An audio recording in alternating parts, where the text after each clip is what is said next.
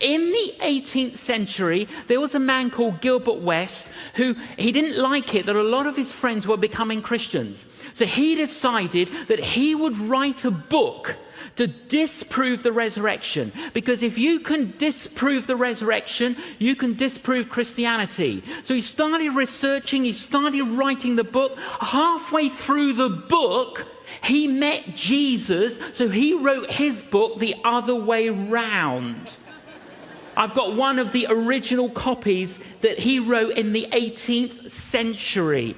In the 19th century, there was a very famous atheist in America called Ingersoll. He didn't like it that Christianity was growing. He had a great friend who was a very famous general called General Lew Wallace. He said to his friend, Lew, you've got to help me out and let's damage Christianity, let's damage the church. Why don't you write a book to disprove the resurrection? So Lew Wallace began to write his book. Lew Wallace actually had a wife who was a Christian, so she was praying while he was writing. He got to chapter 4, he met Jesus, so he wrote his book the other way round. His book is called Ben-Hur.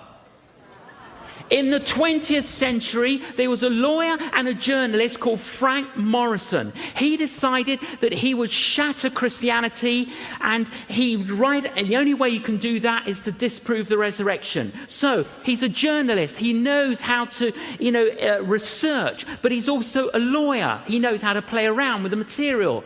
But he got so much evidence.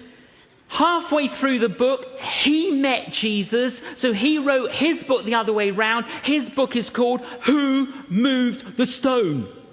So if you're in a hurry to meet Jesus, try and write a book to disprove the resurrection.